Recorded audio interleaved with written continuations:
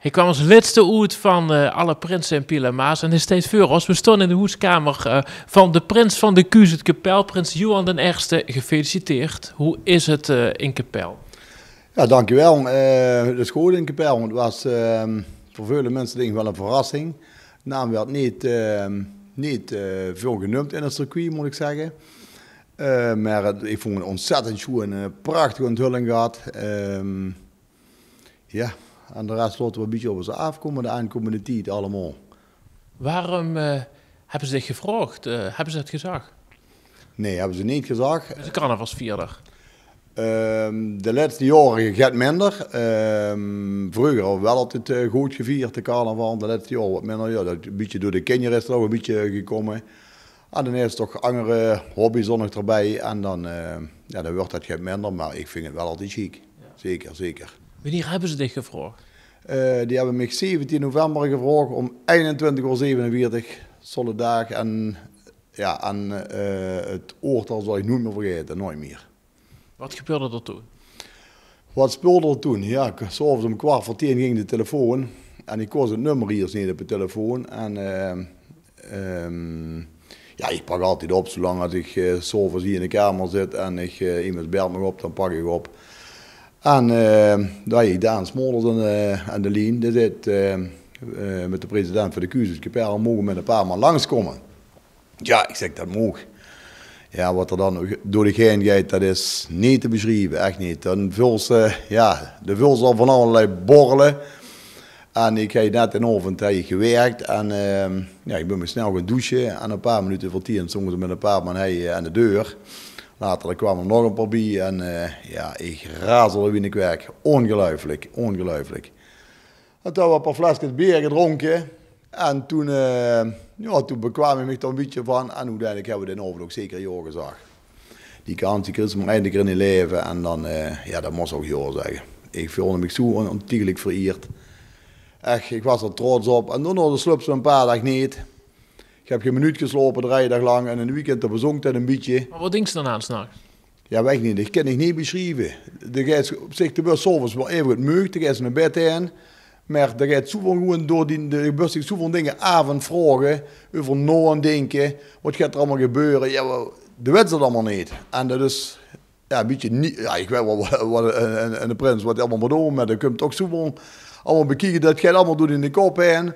En normaal in de sloop bij de geuvel, dan sloop ze gewoon een paar nachten niet. En in de weekend bezonk dat een beetje en dan gaan ze de leuke dingen op plannen, weet je wel.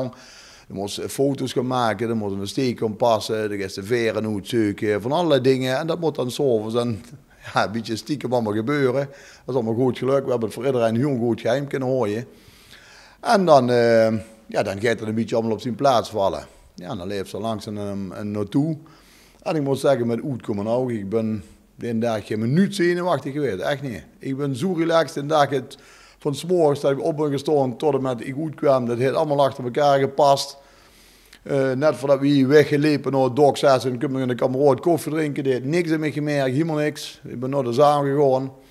En wij ja, zoiets afgesproken wie we dat gingen plannen die middag. En ja, we gaan er altijd in kijken, omdat we dat kei chic vinden, de onthulling, daar doen ze veel tijd en energie in steken. En we gaan er altijd naar kijken, dus we hebben dat nu ook zo afgesproken dat we ook gewoon naar de zaal gingen. En ik werd zogenaamd gebeld als dat er alarm op het werk was, dat ik uit de zaal werd geroepen. En ik zei dus, ik ga even snel op en neer naar het werk in. En ja, toen ben ik uit de zaal gegaan en achterom weer naar binnen. En toen ben ik me rustig aan gaan aankleden in de kelder. Ja, toen kwam ik om 6 uur kwam ik uit. Dus, en toen wist iedereen dat. Hoe lastig was het om het geheim te houden? Om het geheim te houden? Nee, ik moet zeggen, dat is me reuze meegevallen. Echt. Ja. Misschien ook omdat ze niet heel erg getipt werd? Nou, er werd wel een paar keer over gepraat, maar ze wezen ook andere mensen aan. Ook met de manier waren met een beperkt gezelschap ergens. En er werd ook gewoon een andere naam genoemd. Dus, maar ik stond er gewoon neven, maar ik praatte gewoon met je. Ik zeg, ik heb weinig namen erover gehuurd en allemaal beaamden ze ook wel een beetje. Dus nee, ik heb het heel goed filmen kunnen horen. Ja.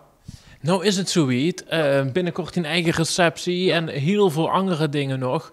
Waar kiek je het meest naar uit?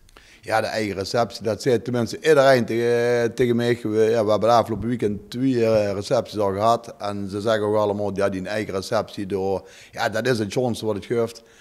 Dus we zullen het zien. Ik heb voor veel mensen al gehuurd dat ze gewoon komen. Dus we zullen het zien en we gaan er zondag een feestje van maken. Zeker, zeker. Toen kijk ze naar uit, de hele vaste loven kijk ze naar uit. Toen zie je al een paar keer dat ze weg werd geroepen voor het werk en zo. Ja. Wat is het precies? Ik ben projectleider bij Vendoren Engineers in Paddingen. Die zitten langs de brandweerkazerne, langs het tankstation door. En daar ben ik projectleider dus. Wat doe ik dan? Ik kreeg heel veel van klanten, tekeningpakketten aangeleverd. En dan maak ik een prijs voor een besturingskast voor een machine te kunnen bouwen. En dan, op het moment dat we opdracht kregen, dan behartig ik dat ganse project van calculatie tot en met de laatste factuur de deur uitgeeft. En ik stoor het gewoon van mijn klanten.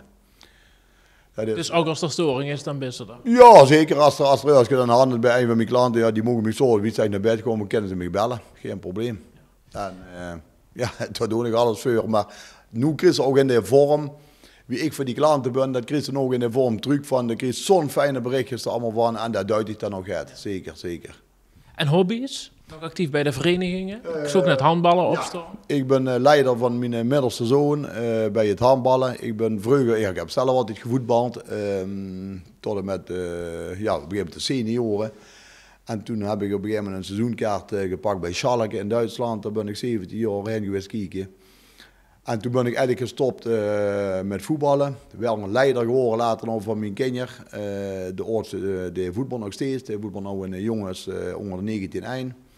De middelste zoon is op een gegeven moment overgestapt naar het handballen in de E-jeugd. En mijn dochter die handbalde ook bij Bevo.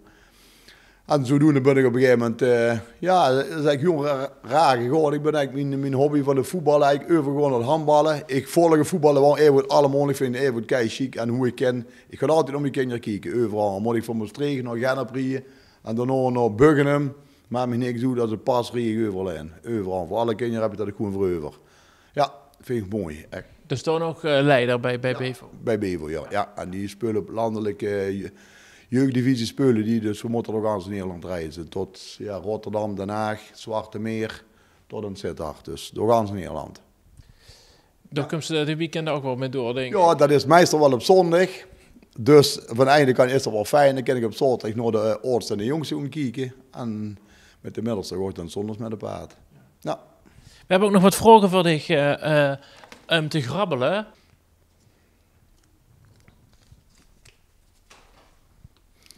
Hoe ziet jouw perfecte pizza eruit? Nou, huisje van pizza al. Ik lust het wel, joh. Niet dat het mijn favoriete eten is, maar ik lust wel een pizza, zeker.